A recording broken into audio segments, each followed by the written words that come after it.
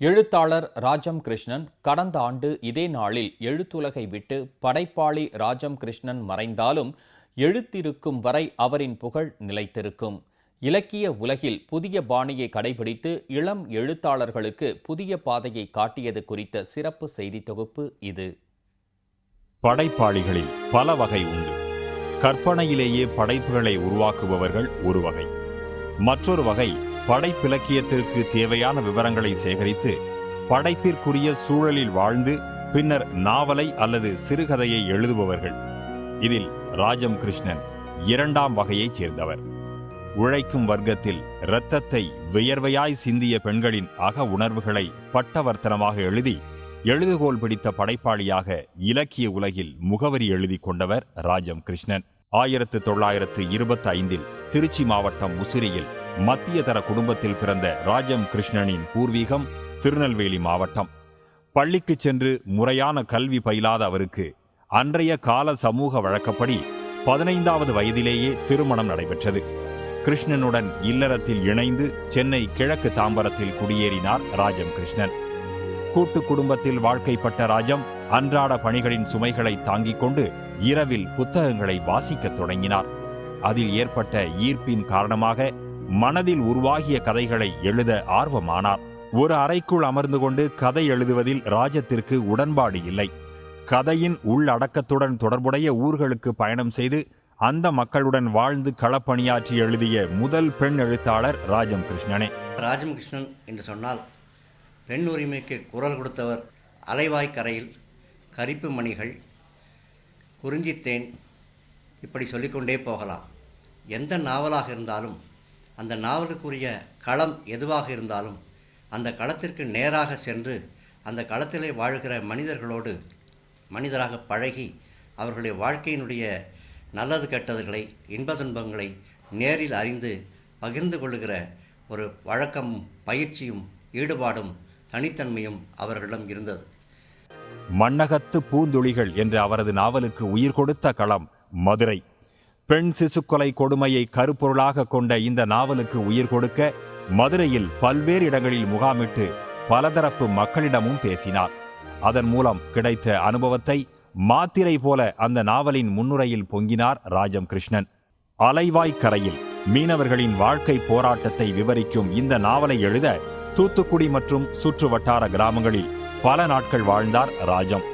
ராஜமின் முதல் நாவலான பெண் குரல் கலைமகள் விருதை பெற்று தந்தது. பெண் கதாபாத்திரங்கள் அழுத்தம் பெற்ற குறிஞ்சித்தேனின் கதையின் நாயகி பார்வை யாரும் மறக்க முடியாது. 1967ஆம் ஆண்டு தமிழக அரசியலில் புதிய மாற்றம் ஏற்பட்ட காலத்தில் உருவான கலாச்சார சூழல் எவ்வாறு ஒரு பெண்ணை சீரழிக்கிறது என்பதை ரோஜா இதழ்கள் நாவலில் மிகுந்த துணிச்சலுடன் பதிவு செய்திருந்தார் ராஜம். சிவகாசி பகுதி தீப்பெட்டி தொழிற்சாலையில் வாழ்க்கையை இழந்த பெண்களின் அவலத்தை விவரிக்கும் கூட்டு குஞ்சுகள், தஞ்சை மாவட்டத்தில் உழைக்கும் பெண் விவசாய கூலிகள் படும் அவலத்தை பதிவு செய்த சேற்றில் மனிதர்கள், மணியம்மை என்ற பிராமண பெண் சேரிவாழ் பெண்களுக்காக பாடுபட்ட நிகழ்ச்சியை பதிவு செய்த பாதையில் பதிந்த சுவடுகள் என அடித்தட்டு பெண்களின் வாழ்க்கையை வாழ்ந்தார் ராஜம். சமூகம், குடும்பம் என்ற கட்டமைப்பில் சிக்கி பெண்கள் படும் அவலத்தை மட்டும் பதிவு செய்வதோடு நிறுத்திக் கொள்ளவில்லை ராஜம் கிருஷ்ணன். சர்வ வல்லமை பொருந்திய அரசு இயந்திரமே மிரண்ட சம்பல் கொள்ளையர்களின் போராட்ட வாழ்க்கையை பதிவு செய்ய களத்தில் குதித்தார் ராஜம். சம்பல் பள்ளத்தாக்கில் கொள்ளையர்களை பல்வேறு சிரமங்களுக்கு இடையே நேரில் சந்தித்து பழகி படைத்த நாவல்தான் முள்ளும் மலர்ந்தது. விவசாய கூலி தொழிலாளர்களின் கதைதான் வேருக்கு நீர். இந்த நாவலுக்கு சாகித்ய அகாடமி விருதும் கிடைத்தது. ராஜம் கிருஷ்ணனின் இலக்கிய பணியை பாராட்டி 1991ஆம் ஆண்டு முதலமைச்சர் செல்வி ஜெயலலிதா தமிழக அரசின் சார்பில் திருவிக விருது வழங்கி கௌரவித்தார். கரிப்பு மணிகள், புதிய சிறகுகள், வேருக்கு நீர், உயிர் விளையும் நிலங்கள், புதியதோர் உலகம் செய்வோம், ஊசியும் உணர்வும், கூடுகள், அன்னையர் பூமி, கோடுகளும் கோலங்களும் உள்ளிட்ட 40 புதினங்களுக்கும் மேலாக ராஜம் கிருஷ்ணன் எழுதியிருக்கிறார். தவிர சிறுகதை தொகுப்புகள், கட்டுரை தொகுப்புகள், குறுநாவல்கள், குழந்தை இலக்கியம், கவிதைகள் என்று அவரது படைப்பு முயற்சி 50 ஆண்டுகளை கடந்து 2002 வரையிலும் நீடித்தது. கள ஆய்வு செஞ்சு எழுதுறதுங்கிறது தமிழுக்கு ஒரு புது முறையாக இருந்துச்சு. ஆனால் தமிழில் அவங்களுடைய எழுத்தும் அவங்களுடைய நடையும் நல்ல தமிழ். அது கொஞ்சம் இலக்கண தமிழாகவும் ஒரு ஒரு கவிதை கலந்த நடையிலையும் இருக்கும் அது. ராஜமுக்ஷன் வந்து சாகித்ய அகாடமி, திருவிக விருது, சோவியத் லேண்ட் விருது, கலைமகள் பெண் நாராயணசாமி அவங்க விருது, இந்த மாதிரி தமிழ்நாடு அரசோட விருது, இந்த மாதிரி பல விருதுகளையும் அவங்க அடைஞ்சிருக்காங்க.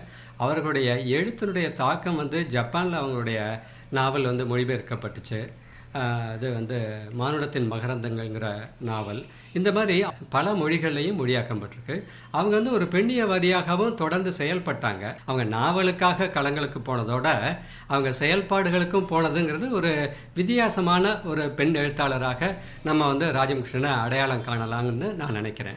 வாழ்க்கையின் இறுதி கட்டத்தில் சென்னை கிழக்கு தாம்பரத்தில் உள்ள வீட்டில் கணவருக்கு கிடைத்த சொற்ப ஓய்வூதியத்திலும் வர்த்தகம் தவிர்த்த தன் எழுத்துப் பணிக்கு கிடைத்த சொற்ப தொகையிலும் எளிமையாக வாழ்ந்து வந்தார் ராஜம் கிருஷ்ணன். கால ஓட்டத்தில் உடல் தளர்ந்த நிலையில் உடல் நலமும் குன்றி போக சென்னை போரூரில் உள்ள தனியார் மருத்துவமனையில் தங்கி சிகிச்சை பெற்று வந்த ராஜம் கிருஷ்ணன் கடந்த ஆண்டு இதே நாளில் காலமானார். தான் இறந்த பிறகு தனது உடலை மருத்துவ மாணவர்களின் ஆராய்ச்சிக்காக ஒப்படைக்க வேண்டும் என உறுதிமொழி அளித்திருந்தார். அதேபோல் வழங்கப்பட்டது. எழுத்து வேறு, வாழ்க்கை வேறு என வாழ்ந்தவர் இல்லை ராஜம் கிருஷ்ணன். ராஜம் கிருஷ்ணன் தமிழ் இலக்கிய உலகிற்கு கிடைத்த முழு நிலவு. ஜெயா பிளஸ் செய்திகளுக்காக செய்தியாளர் டி. திருமலையுடன் ஜி. செல்வகுமார்.